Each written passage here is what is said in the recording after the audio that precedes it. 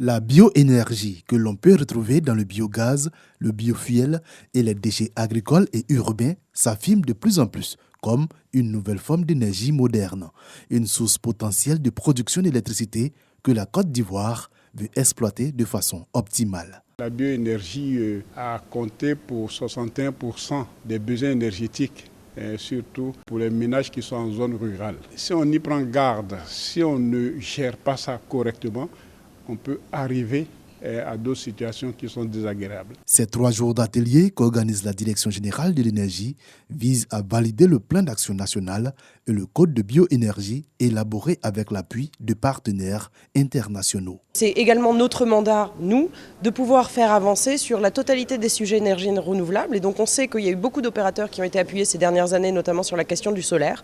Et on est ravis de pouvoir inclure maintenant de nouveaux acteurs sur la question de la bioénergie pour pouvoir progresser dans la diversification du mix énergétique de la Côte d'Ivoire. Les réflexions sont menées par toutes les parties prenantes du secteur des bioénergies en Côte d'Ivoire.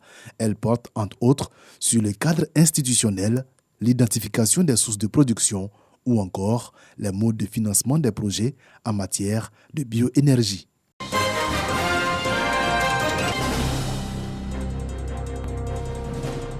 Elles sont venues de toute l'Afrique francophone. Ces leaders d'organisations de femmes, y compris celles de la jeunesse féminine, partagent les expériences et actions menées dans leurs pays respectifs. Elles proposent et s'engagent aussi à renforcer la contribution des femmes dans la prévention des violences basées sur le genre, la médiation, la gestion des conflits. Ces engagements sanctionnent 2 jours de formation à la culture de la paix. L'autonomisation socio-économique des femmes. Elle est la voie la plus sûre vers l'égalité des sexes, l'éradication de la pauvreté et une croissance économique inclusive. Assurer aux femmes des revenus plus élevés, un meilleur accès aux ressources et un meilleur contrôle de celles-ci, ainsi qu'une sécurité accrue, comprenant la protection contre la violence. La Fondation Félix Houphouët-Boigny, pour sa part, s'engage à assurer un suivi de cette formation. Avec la Fondation Félix Houphouët-Boigny pour la recherche de la paix pour assurer cette formation, l'Organisation du monde islamique pour l'éducation, les sciences et la culture, en abrégé ICESCO. L'idée, c'est de favoriser l'autonomisation de la femme par la femme, et ce, en relevant son leadership face aux violences et conflits qui la rendent vulnérable, alors même que la femme est et reste vecteur de paix. Il nous faut agir pour que le leadership monopolisé par les hommes fasse la place à l'égalité des chances et à la participation de tous, hommes et femmes. L'on tirerait plus de profit d'une prise de décision plus inclusive, responsable, éclairée et efficiente. Ce renforcement des capacités des femmes sur la culture de la paix en vue de leur autonomisation socio-économique, en coopération avec la Conférence des ministres de la jeunesse et des sports de la francophonie.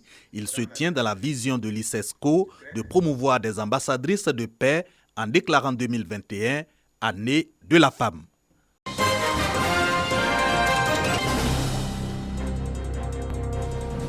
L'idéologie jusqu'au bout de la plume. Bassadi Yvon Bourges s'exprime sous le nom d'emprunt Avaricom, évocation du nom ancestral de la ville de Bourges en France.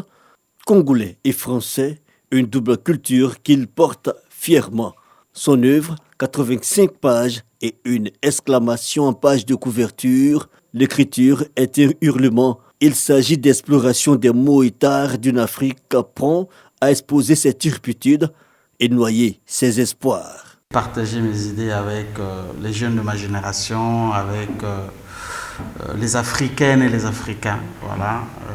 C'est dans ce cadre-là que aujourd'hui je fais la promotion de ce livre L'écriture est un hurlement. L'œuvre est politique, mais pas que. Elle se propose d'ouvrir le débat sur bien des sujets, dont la corruption et la dette, entre autres.